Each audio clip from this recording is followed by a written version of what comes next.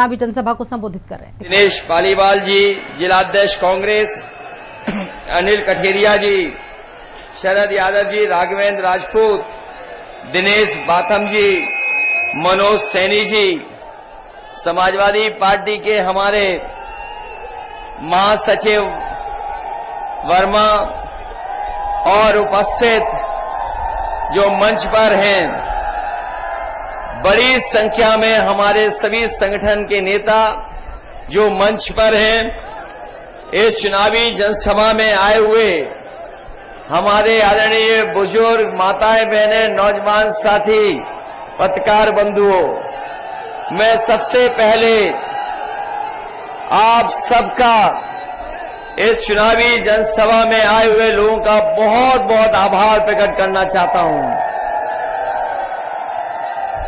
मैं देख रहा हूं कि मैदान के चारों तरफ हमें सर ही सर दिखाई दे रहे हैं। हमारे मंच के बाईं तरफ जहां समाजवादी पार्टी के नेता कार्यकर्ता हैं, बड़ी संख्या में हमारे सपेरे भाई बहन भी आए हुए हैं। दाईं तरफ मंच के भी बड़ी संख्या में लोग दिखाई दे रहे हैं। जहां हेलीकॉप्टर खड़ा है वहां भी लोग दिखाई दे रहे हैं। आज की इस चुनावी जनसभा, ये जो चुनावी जनसभा में समर्थन आप लोगों ने दिया है, जो आप लोग सहयोग करने निकल पड़े हैं, अब इससे तो भारतीय जनता पार्टी का कन्नौज जिले से सफाया होना निश्चित है। मैं देख रहा हूं यहां लोगों का समुद्र हमें दिखाई दे रहा है। लोगों का समुद्र दिखाई दे रहा है चारों तरफ। साधन हो नहीं हो तब भी लोग अपने चले आए समर्थन के लिए। मुझे लगता है कि इस बार कन्नौज के लोग देश के जो लोकसभा के चुनाव हो रहे हैं, जहां सबसे बड़ी जीतों में मुझे लगता है कि इस बार कन्नौज भी शामिल होने जा रहा है। ये बीजेपी वाले लोग, मुझे सुनने में आया है कि बीजेपी वाले लोग कुछ देर खुश हो गए थे, कुछ घंटों के लिए बड़ी खुशी मना रहे थे, कुछ ही घंटे खुशी मना पाए हैं। बताओ उनका हाल कैसा है अब?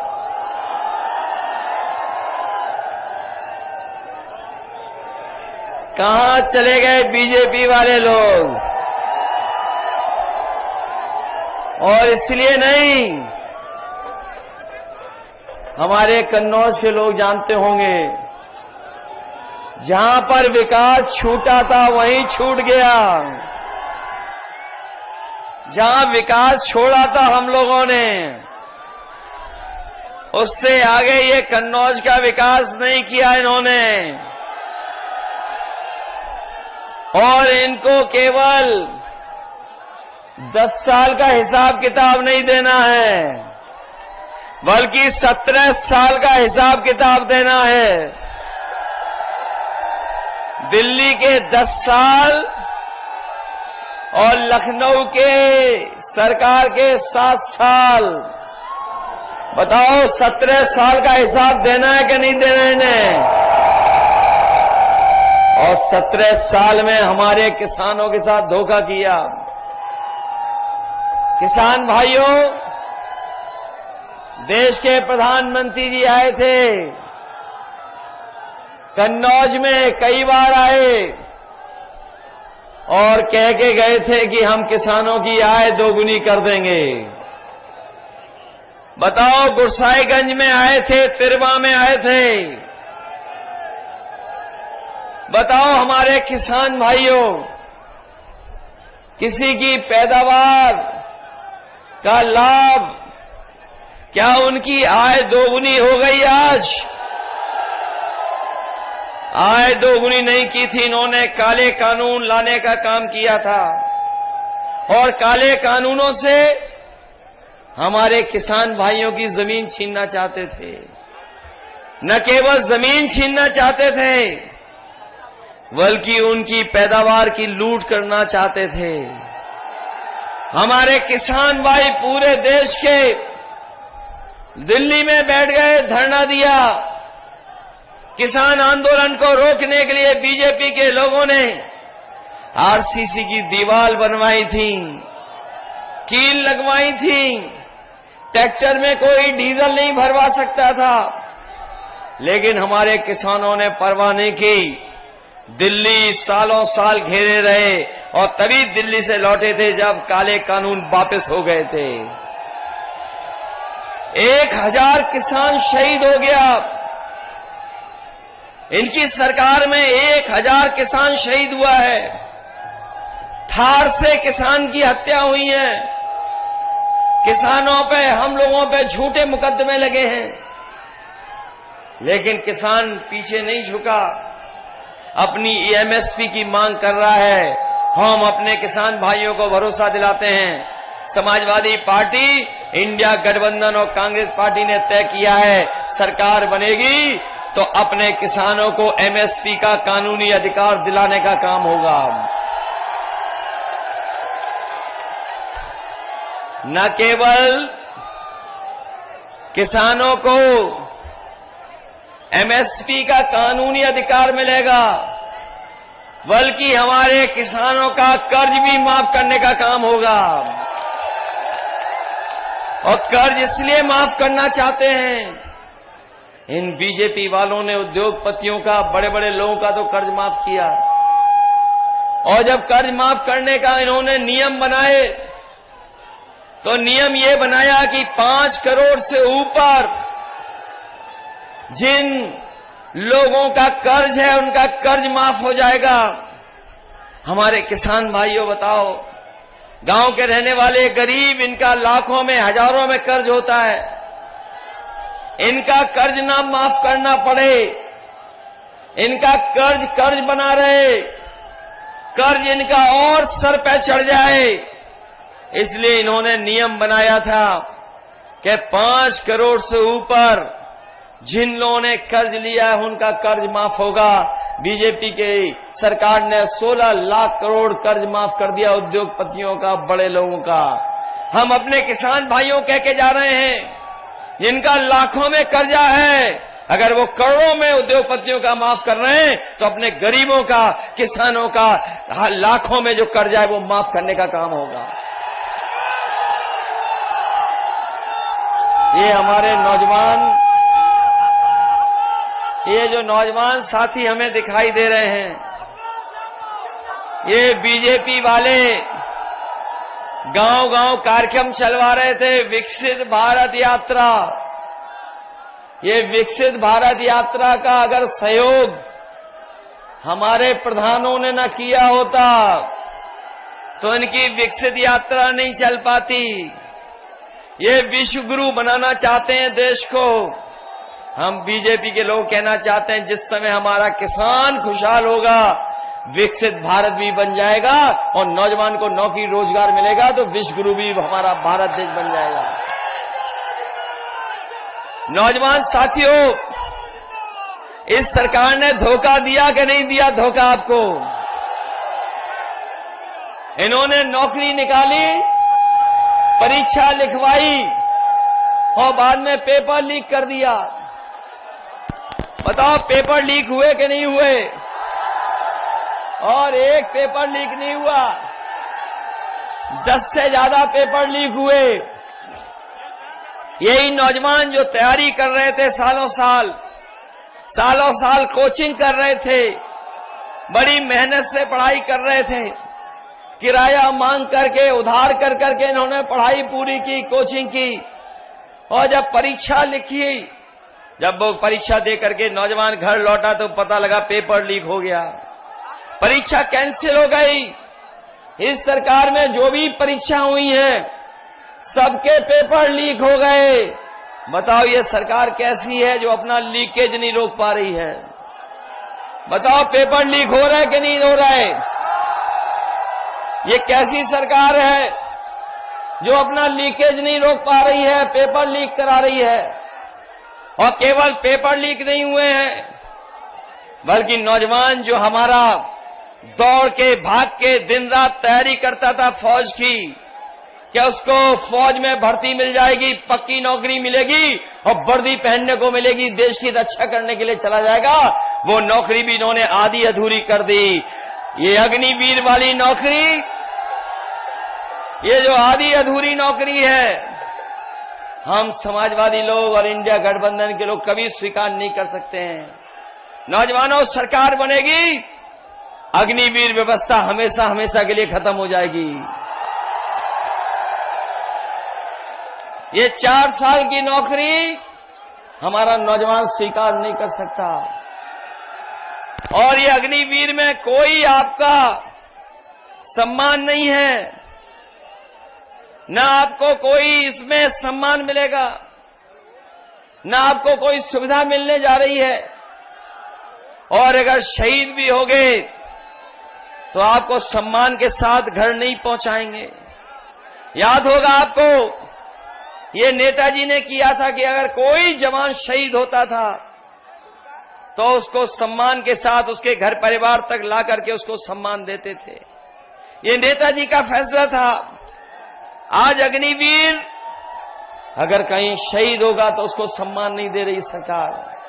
अभी पंजाब का 18 साल का नौजवान अग्निवीर में भर्ती हुआ और शहीद हो गया, उसको घर पहुंचाने के लिए सरकार ने एम्बुलेंस भी नहीं दी, न सम्मान दिया, न उस घर परिवार की मदद की। और जो एम्बुलेंस लेके भी आई थी वो सरकार की एम्बुलेंस नहीं थी। हम अपने साथियों को कहना चाहते हैं, बड़े बड़े विभाग जो सरकारी हैं उसमें सब नौकरी आउटसोर्स हो गई है, संविदा पे चली गई, कॉन्ट्रैक्ट पे चली गई, निजी हो गई। और ये जो हमारे खाकी वर्दी वाले कभी कभी आज तो अच्छा सहयोग कर रहे हैं, हमें आपको व्यवस्था में हमारी मदद कर रहे हैं, लेकिन कभी कभी खाकी वाले भी हम लोगों को डराते हैं। ये लोग भी समझ लें, ये लोग भी समझ लें, अगर बीजेपी की सरकार आ गई तो फौज की भर्ती तो 4 साल की कर दी उन्होंने, इनकी 3 साल की नौकरी हो जाएगी। और ये नौकरी के बाद हमारे और आपके साथ ही घूम रहे होंगे। कभी कभी ये सवाल करते हैं कि ऐसा कैसे हो सकता है, ये कहते हैं ये कैसे हो सकता है। तो मैं उनसे पूछता हूं, बताओ क्या आपको पता था कि अग्निवीर 4 साल की नौकरी हो जाएगी? क्या आपको पता था कि बीजेपी के लोग हवाई जहाज बेच देंगे? क्या आपको पता था कि बीजेपी के लोग पानी के जहाज भी बेच देंगे, बंदरगाह भी बेच देंगे? क्या बेच देंगे? क्या आपको पता था LIC बेच देंगे? आपको नहीं पता था। आपको ये भी नहीं पता था कि आधी रात ये नोटबंदी कर देंगे। बताओ क्या पता था आपको? तो इसलिए जहां ये चुनाव हमारे आपका भविष्य का है, वहीं आने वाली पीढ़ी के भविष्य का भी चुनाव है। इसलिए बताओ, संविधान बचाओगे कि नहीं बचाओगे?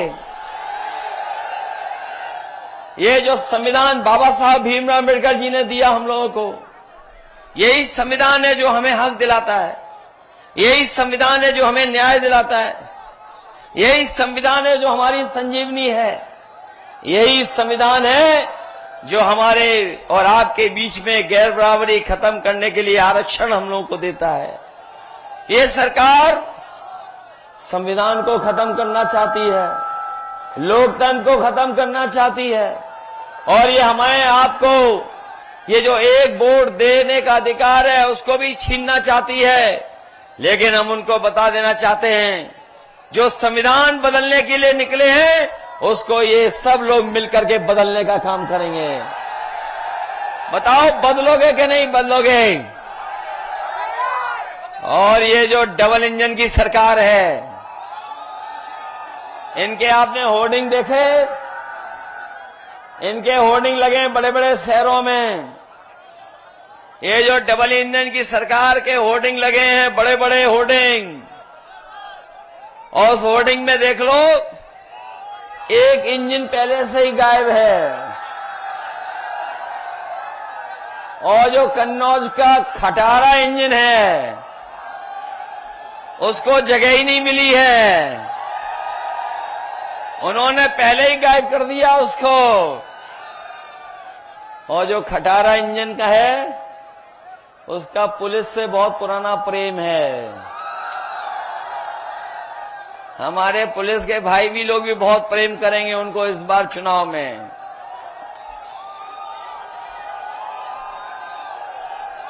इसलिए सावधान हो कि नहीं सावधान हो? और ये सरकार वाले बताएं, जिनकी नौकरी छीनी, बताओ हर नौजवान की नौकरी छीन ली परीक्षा देने वाले की। जो अगर हम कुल मिला के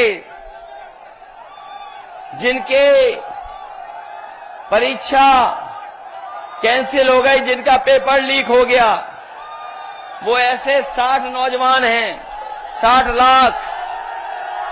अगर 60 लाख नौजवानों का और उनके मां बाप को जोड़ लें तो एक परिवार में 3 लोग नाराज हैं। तो अगर हम 60 लाख का गुणा 3 में कर दें तो 1,80,00,000 हुए। और यही 1,80,00,000 का अगर हम भाग दे देंगे 80 लोकसभाओं से, तो बताओ इनका 2,25,000 वोट कम हो गया कि नहीं हो गया? हो गया 2,25,000 कम वोट। तो बताओ बीजेपी बचेगी कैसे इस बार? क्या बचेगी बीजेपी इस बार? और इस बार तो हमारे क्षत्रिय भाइयों ने, हमारे क्षत्रिय भाई इस बार तलवार से नहीं, मतदान करने जा रहे हैं। मत का वार करेंगे इनके ऊपर। जो लोग कभी अपनी तलवार से वार करते थे, इस बार मतदान से वार करेंगे। मतवार होने जा रहा है। बताओ मतवार होगा इनके खिलाफ के नहीं होगा? हमारे लोधी समाज के लोग जो मेहनत करते हैं खेत, और हमारे गांव से लेकर के खेती बाड़ी से लेकर के अर्थव्यवस्था को अच्छा बनाते हैं। सोचिए शाम के समय पर बीजेपी के नेता क्या कह रहे थे कि लोधी समाज का वोट तो हम, क्या कह रहे थे? शाम होते ही भाषा बदल जाती है। हमें कारण नहीं पता है कि क्यों कारण शाम होते ही भाषा बदल जाती है। बताओ हमारे लोधी समाज को क्या अपमानित कर रहे थे कि पैसे को लेकर के अपमानित करने का काम किया। ये लोधी समाज के लोग, हमारे लोधी राजपूत समाज के लोग बहुत स्वाभिमानी हैं। वीरांगना अवंतीबाई के परिवार के सदस्य लोग हैं। जिन लोगों ने अपमानित किया है, उनको इस चुनाव में अपने वोट से हिसाब किताब करने का काम करेंगे। और अपने लोधी राजपूत समाज के लोगों को मैं कह के जा रहा हूं। मैं रसूलाबाद में हवाई पट्टी पे उतरा था, और उस हवाई पट्टी पर केवल एक बार हवाई जहाज उतरा। दोबारा ये सरकार ने हवाई जहाज नहीं उतारा, खराब कर दिया। कोई इस हवाई पट्टी पे दोबारा उतरा तो मैं उतरा। मैं अपने लोधी समाज के भाई बहनों को कहना चाहता हूं कि वो एयरपोर्ट जो बनने जा रहा है, उसका नाम वीरांगना। बोलो, उनके नाम पे कर दें कि नहीं करें हम लोग? वीरांगना अवंती भाई, उनके नाम पर हम लोग करने का काम करें। न केवल वीरांगना अवंती भाई के नाम पर वो एयरपोर्ट होगा, बल्कि तिरवा में जो पैरामेडिकल है, जो पैरामेडिकल नर्सिंग मेडिकल कॉलेज के सामने है, उसको भी उनके नाम से उनको सम्मान देने का काम करेंगे। जो लोग कह रहे हैं कि मेडिकल कॉलेज बाबा साहब भीमराव अम्बेडकर जी के नाम पर हो गया है, ना उसका कोई नाम हटा पाएगा और न कोई बाबा साहब भीमराव अम्बेडकर जी का दिया हुआ आरक्षण उस मेडिकल कॉलेज से खत्म कर पाएगा। जैसे आरक्षण से उन्हें डॉक्टर पढ़ने की अनुमति मिली है, उनकी संख्या बढ़ी है, उसको और बढ़ाने का काम हम समाजवादी लोग करेंगे। ये क्षेत्र बहुत पिछड़ा इलाका था, ये हमारे पुराने नेता जानते होंगे। जब मैं पहली बार चुनाव लड़ने आया था तो सड़कें ऐसी थीं जिसकी आप कल्पना नहीं कर सकते। ये हमारे बुजुर्ग लोग जानते होंगे। हसेरन, इंदरगढ़ आना, नादेमऊ जाना, और इस इलाके में जाने में पूरा दिन लग जाता था, एक कोने से दूसरे कोने तक।